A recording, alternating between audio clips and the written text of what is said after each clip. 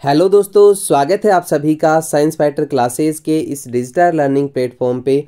पीछे की क्लास में हमने मारवाड़ के राठौड़ शासकों के बारे में पढ़ा। आज की इस क्लास में हम बीकानेर के राठौड़ शासकों को पढ़ेंगे और इनसे संबंधित विगत परीक्षाओं में पूछे गए क्वेश्चंस के बारे में डिस्कस करेंगे, जो आगामी परीक्षाओं के लिए बेहद इम्पोर्टेंट आपके लिए हो सकते हैं। तो चलिए स्टार्ट करते हैं। आज का पहला क्वेश्चन आपके सामने आपकी स्क्रीन पर। राव बीका ने किस वर्ष बीकानेर नगर की स्थापना की थी? ऑप्शन आपके सामने है 1459, 1488, 1388 और 1539। इस क्वेश्चन का राइट आंसर होगा option number B 1488। Rao Bika के द्वारा 1488 ईस्वी में बीकानेर नगर की स्थापना की जाती है। चलिए राव बीका के बारे में विस्तार से चर्चा करते हैं, जो एग्जाम की दृष्टि से आपके लिए इम्पोर्टेंट हो सकते हैं। दोस्तों, राव बीका जोधपुर के राव जोधा के पुत्र थे। आप साथ साथ यहाँ से नोट कर सकते हैं, राव बीका किसके पुत्र थे? जोधपुर के शासक राव जोधा के पुत्र थे। और कहते हैं कि अपने पिता राव जोधा ने इनका उपहास किया, जिसके कारण ये जोधपुर को छोड़ करके 1465 ईस्वी में, वेरी इंपॉर्टेंट, जोधपुर को छोड़ देते हैं 1465 ईस्वी में। और कहाँ पे आ जाते हैं? जोधपुर से जांगल प्रदेश, जो कि वर्तमान में बीकानेर कहलाता है, कहाँ पे आ जाते हैं? जांगल प्रदेश आ जाते हैं। कब आ जाते हैं? 1465 ईस्वी में। और जब ये जोधपुर से आए थे तो मात्र 3 व्यक्ति और कुछ सेना ही इनके पास थी। और उस समय बीकानेर में या जांगल प्रदेश में शासन जो था वो किसका था? नेरा जाटों का। वेरी इंपॉर्टेंट, उस समय बीकानेर में शासन किसका था? नेरा नामक जाटों का शासन था। बीकानेर छोटे छोटे टुकड़ों में बटा हुआ था, लेकिन राव बीका ने धीरे धीरे इन सभी स्थानों को जीत लिया और अंततः 1488 ईस्वी में बीकानेर की स्थापना करते हैं और बीकानेर को अपनी राजधानी बनाते हैं। इस प्रकार से बीकानेर को सबसे पहले राजधानी बनाने वाला जो राठौड़ शासक था बीकानेर का, वो कौन था? राव बीका। लेकिन इससे पहले, बीकानेर को राजधानी बनाने से पहले 1472 ईस्वी में, आप साथ साथ यहाँ से नोट कर सकते हैं, 1472 ईस्वी में राव बीका ने अपनी राजधानी किसे बनाया था? कोडमदेसर। वेरी इंपॉर्टेंट, किसे बनाया था? कोडमदेसर को बनाया था। कब बनाया था? 1472 ईस्वी में बनाया था। इस प्रकार बीकानेर के राठौड़ वंश की प्रारंभिक जो राजधानी थी वो कौन सी थी? कोडमदेसर थी। और इसको राजधानी किसने बनाया? राव बीका ने बनाया था। कब बनाया था? 1472 ईस्वी में। इसके अलावा कोडमदेसर में ही भैरव जी के मंदिर का निर्माण भी कौन करवाते हैं? राव बीका करवाते हैं। आप यहाँ से नोट कर सकते हैं, भैरव जी के मंदिर का निर्माण, भैरव जी का जो मंदिर है, और ये मंदिर कहाँ बनवाया गया? कोडमदेसर में बनवाया गया। किसके द्वारा बनवाया गया? राव बीका के द्वारा। कोडमदेसर के बाद राव बीका बीकानेर आते हैं और यहाँ पर नेरा जाट के सहयोग से, वेरी इंपॉर्टेंट, किसके सहयोग से? नेरा जाट। आप यहाँ से नोट कर सकते हैं, नेरा जाट के सहयोग से बीकानेर को जीत लेते हैं और बीकानेर को, यहाँ पे बीकानेर की स्थापना करते हैं 1488 ईस्वी में और बीकानेर को अपनी राजधानी बनाते हैं। इस प्रकार से बीकानेर का जो नाम है वो राव बीका और नेरा जाट के नाम को संयुक्त करके बना है। तो बीका, राव बीका से बीका और नेरा जाट से क्या बना? नेर बना। इस प्रकार से बीकानेर का जो नाम है वो क्या पड़ा? बीकानेर पड़ा। वेरी इंपॉर्टेंट, थोड़े दिन पहले ही क्वेश्चन पूछा भी गया है कि बीकानेर का जो नाम है वो किसके नाम पे पड़ा है? बीका के और नेरा जाट के संयुक्त रूप से ये जो नाम है बीकानेर, ये पड़ा है। तो नेरा जाट के सहयोग के कारण इस क्षेत्र का जो नाम है वो क्या पड़ा? बीकानेर पड़ा। आप यहाँ से नोट कर सकते हैं। इस प्रकार से इस क्वेश्चन का राइट आंसर होगा ऑप्शन नंबर बी 1488। चलिए बढ़ते हैं अगले क्वेश्चन की ओर। एक और बेहतरीन क्वेश्चन आपके सामने आपकी स्क्रीन पर। निम्न में से बीकानेर का स्थापना दिवस कौन सा है? बहुत ही शानदार क्वेश्चन आपको पूछा गया है। बीकानेर का स्थापना दिवस, ऑप्शन आपके सामने है, कृष्ण जन्माष्टमी, शीतलाष्टमी, अक्षय तृतीया और रामनवमी। इस क्वेश्चन का राइट आंसर होगा option number C, Akshaya Tritiya. दोस्तों 1488 ईस्वी में, 1488 1588 ईस्वी में अक्षीय तृतीया, और यह अक्षीय तृतीया जो है वो कब आती है, आप यहाँ से नोट कर सकते हैं, बैसाख महीने में शुक्ल पक्ष की तृतीया। शुक्ल पक्ष की तृतीया को क्या कहा जाता है, अक्षय तृतीया कहा जाता है। और इसी को ऐबूज सावा कहा जाता है, क्योंकि इसी के दिन काफ़ी बहुत सारे बाल विवाह भी होते हैं। तो ये भी आप यहाँ से नोट कर सकते हैं कि किस दिन राजस्थान में सर्वाधिक बाल विवाह होते हैं, तो वो है आपका अक्षय तृतीया के दिन। तो 1488 ईस्वी में अक्षय तृतीया के दिन करणी माता के आशीर्वाद से राव बीका ने बीकानेर की स्थापना की। किसके आशीर्वाद से, करणी माता के आशीर्वाद से। वेरी इंपॉर्टेंट, कब की जाती है, अक्षय तृतीया के दिन या वैशाख पक्ष की वैशाख महीने में शुक्ल पक्ष की तृतीया को 1488 ईस्वी में बीकानेर की स्थापना की जाती है। और बीकानेर को अपनी राजधानी बनाया किसने, राव बीका ने। और याद रखें, वर्तमान में जो करणी माता का मंदिर है वो कहाँ पे बना हुआ है, देशनोक में बना हुआ है। कहाँ पे बना हुआ है, देशनोक में। करणी माता का जो मंदिर है वो कहाँ पे है, देशनोक बीकानेर में। लेकिन इस मंदिर का जो निर्माण है वो किसके द्वारा करवाया जाता है, बीकानेर महाराजा सूरत सिंह के द्वारा करवाया जाता है। वर्तमान में जो आधुनिक मंदिर बना हुआ है करणी माता का देशनोक में, उसका निर्माण कौन करवाते हैं, सूरत सिंह करवाते हैं। लेकिन करणी माता का जो मूल मंदिर है, करणी माता का जो मूल मंदिर है, इस मूल मंदिर का निर्माण राव बीका के द्वारा करवाया जाता है। कहते हैं कि राव बीका ने एक बार जोधपुर पे भी आक्रमण किया था। कहाँ पे आक्रमण किया था, जोधपुर पे आक्रमण किया था। और उस समय जोधपुर का जो राजा था वो कौन था, राव बीका का बड़ा भाई, जिसका नाम है राव सूजा। जब राव बीका ने जोधपुर पे आक्रमण किया तो उस समय जोधपुर का शासक कौन था, राव बीका का बड़ा भाई राव सूजा।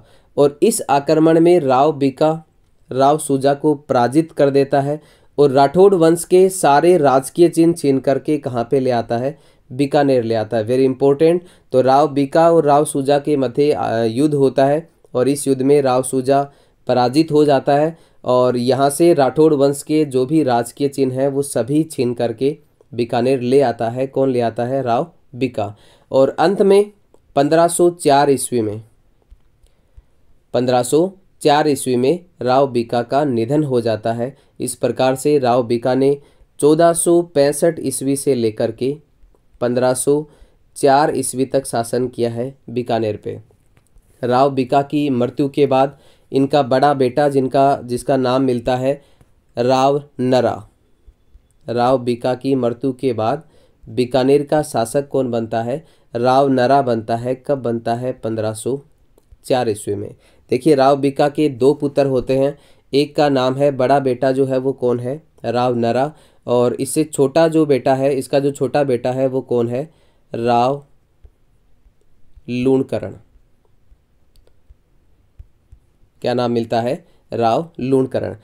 राव बीका ने राव नरा को बीकानेर का राजा घोषित किया और 1504 ईस्वी में राव नरा बीकानेर का राजा बनता है। लेकिन कहते हैं कि 1505 ईस्वी में राव नरा का निधन हो जाता है और इसके निधन के बाद इसका छोटा भाई राव लूणकरण 1505 ईस्वी में बीकानेर का राजा बनता है।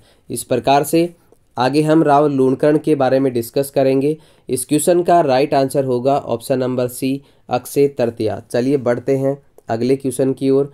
अगला क्वेश्चन आपके सामने आपकी स्क्रीन पर, बाबर के पुत्र कामरान और बीकानेर नरेश के मध्य युद्ध का वर्णन किस ग्रंथ में मिलता है। ऑप्शन आपके सामने है, हाला झाला, हरी रस, राव जैतसिरो छंद और भक्तमाल। इस क्वेश्चन का राइट आंसर होगा ऑप्शन नंबर सी, राव जैतसिरो छंद।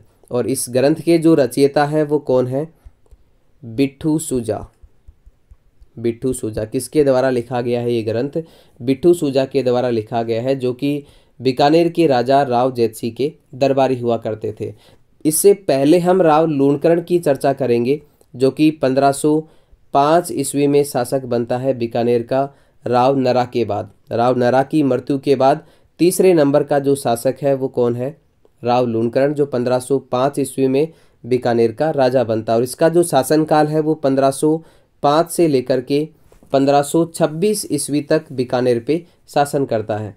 और कहते हैं कि राव लूणकरण बीकानेर का दानी, धार्मिक, प्रजापालक और विद्वानों का सम्मान करने वाला शासक था। और इसकी दानशीलता के कारण ही बिट्ठू सूजा ने अपने प्रसिद्ध ग्रंथ राव जेतसिरो छंद में इन्हें कलयुग का करण कहा है। वेरी इंपॉर्टेंट, क्या उपाधि दी गई है राव लूणकरण को? कलयुग का करण। वेरी इंपॉर्टेंट, क्या कहा गया है इसे? कलयुग का करण। और ये कलयुग का करण किसके द्वारा कहा गया है? बिट्ठू सूजा के द्वारा कहा गया है, इसकी दानशीलता के कारण। इसके अलावा बहुत ही शानदार बात आप यहाँ से नोट कर सकते हैं, राव लूणकरण की दानशीलता की जो तुलना है, राव लूणकरण के दानशीलता की जो तुलना है वो किससे की गई है? करण से की गई है। वेरी इंपॉर्टेंट, किससे की गई है? करण से की गई है। और ये जो तुलना है वो किस काव्य में, किस ग्रंथ में की गई है? तो वो आप यहाँ से नोट कर सकते हैं, करमचंद्र वंशोत कीर्तनम। इस ग्रंथ में, वंशोत कीर्तनम ग्रंथ में करण से इसकी दानशीलता की तुलना की गई है। वेरी इंपॉर्टेंट, राव लूणकरण की दानशीलता की जो तुलना है वो किससे की गई है? करण से की गई है। और ये किस ग्रंथ में की गई है? करमचंद्र वंशोत कीर्तनम नामक ग्रंथ में या फिर काव्य में। बीकानेर में लूणकरणसर झील का जो निर्माण है वो भी किसके द्वारा करवाया जाता है? राव लूणकरण के द्वारा ही करवाया जाता है।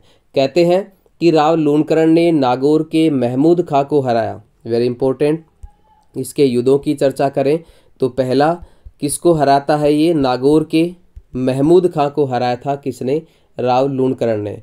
लेकिन इसने 1526 ईस्वी में, वेरी इंपॉर्टेंट, 1526 ईस्वी में नारनौल के नवाब, जिसका नाम मिलता है अमीबीरा, नारनौल के नवाब अमीबीरा, ये नारनौल कहाँ पे? हरियाणा में।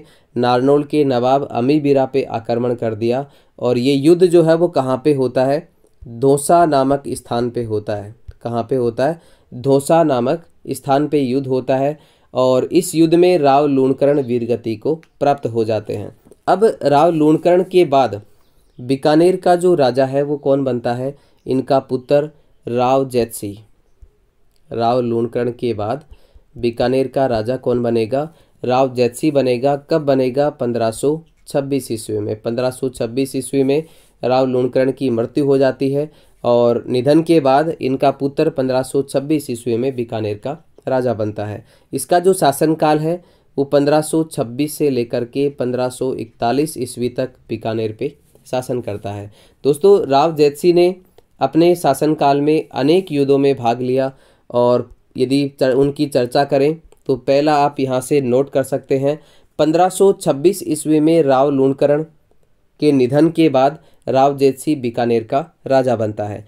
और 1527 ईस्वी में आपको याद होगा, 1527 17 मार्च 1527 में खानवा का युद्ध होता है बाबर और राणा सांगा के मध्य। और राणा सांगा ने इस युद्ध में सभी राजपूत राजाओं को युद्ध में आने का निमंत्रण दिया था। और राव जेतसी ने भी इस युद्ध में भाग लिया। लेकिन राव जेतसी खुद इस युद्ध में शामिल नहीं हुए, लेकिन अपने पुत्र, और पुत्र का नाम है कल्याणमल। किसको भेजा? कल्याणमल को इस युद्ध में राणा सांगा की सहायता के लिए भेजा। किस युद्ध में भेजा? 1527 खानवा के युद्ध में।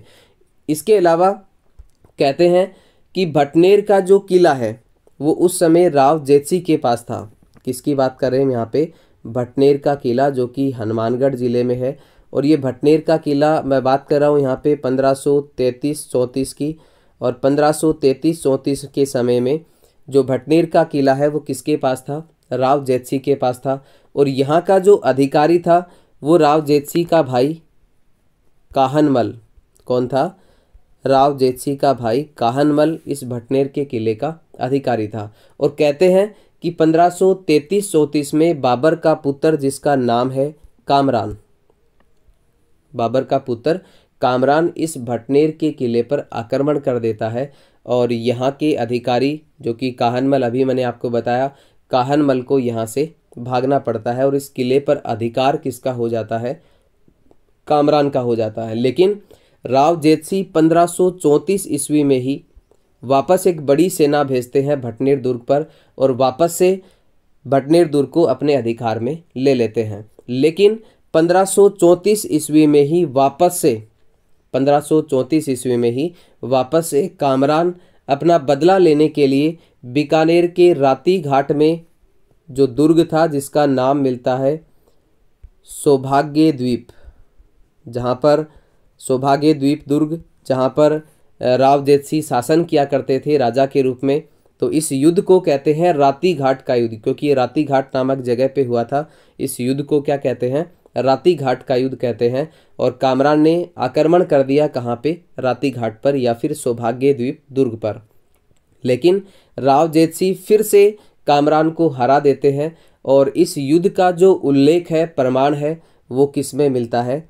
बिट्ठू सूजा के ग्रंथ राव जेतसिरो छंद में मिलता है। तो इस प्रकार से इस क्वेश्चन का राइट आंसर होता है ऑप्शन नंबर सी, राव जेतसिरो छंद। बाबर के पुत्र कामरान और बीकानेर नरेश के मध्य जो युद्ध होता है जिसका नाम है राती घाट का युद्ध, और इस युद्ध का वर्णन किस में मिलता है? राव जेतसिरो छंद, जो कि बिट्ठू सूजा की रचना है। और ये जो ग्रंथ है राव जेतसिरो छंद, ये किस भाषा में लिखा गया है? डिंगल भाषा में लिखा गया है। लेकिन याद रखें 1917 ईस्वी में इस ग्रंथ का जो अनुवाद है वो अंग्रेजी भाषा में किया गया है। किस में किया गया है? अंग्रेजी भाषा में किया गया। और ये किसके द्वारा किया गया? LP टेसीटोरी के द्वारा। वेरी इंपॉर्टेंट, 1917 में राव जेतसिरो छंद का अनुवाद अंग्रेजी में किया गया और ये किसके द्वारा किया गया? LP टेसीटोरी के द्वारा। इसके बाद की हम बात करें तो इसके बाद 1541 ईस्वी में, वेरी इंपॉर्टेंट, काफ़ी इंपॉर्टेंट है, आप साथ साथ यहाँ से नोट कर सकते हैं। 1541 ईस्वी में जोधपुर का शासक कौन था? मालदेव। जोधपुर का शासक कौन था? मालदेव। ये मालदेव बीकानेर पर आक्रमण कर देता है 1544 ईस्वी में, जिसे पाहेबा या फिर साहेबा का युद्ध कहा जाता है। पाहेबा या फिर साहेबा का युद्ध कहा जाता है 1541 के युद्ध को। ये युद्ध किसके बीच में होता है? मालदेव और राव जेतसी के मध्य ये युद्ध होता है। और कहते हैं कि राव जेतसी ने अपने मंत्री, जिसका नाम है नागराज, क्या नाम है? नागराज। अपने मंत्री नागराज को, उस समय दिल्ली में शासन किसका था? शेरशाह सूरी का था। तो नागराज को कहाँ पे भेजा? शेरशाह सूरी के पास भेजा सहायता मांगने के लिए। लेकिन सहायता मिलने से पहले ही राव जेतसी मारे गए और इस युद्ध में जो जीत है वो किसकी होती है? मालदेव की होती है। इस प्रकार से 1541 ईस्वी में राव जेतसी का निधन हो जाता है और इसके बाद बीकानेर के शासक बनते हैं। इसके बाद बीकानेर के शासक कौन बनेंगे? इनके पुत्र राव कल्याणमल। और कल्याणमल के बारे में बहुत ही शानदार बात है, आप यहाँ से नोट कर सकते हैं। कल्याणमल बीकानेर के राठौड़ वंश का वो पहला शासक है जो मुगलों की अधीनता स्वीकार करता है। इसके बारे में हम नेक्स्ट क्लास में डिस्कस करेंगे। आप यहाँ से नोट कर सकते हैं कि इस युद्ध का जो साहेबा पाहेबा का युद्ध है, इस युद्ध का जो वर्णन है वो भी किस में मिलता है? राव जेतसिरो छंद, जो कि बिट्ठू सूजा की रचना है। तो आज के लिए दोस्तों इतना ही। कल मिलते हैं कुछ और नए क्वेश्चंस के साथ। तब तक के लिए आप सभी साथियों का बहुत बहुत धन्यवाद। जय हिंद, जय भारत।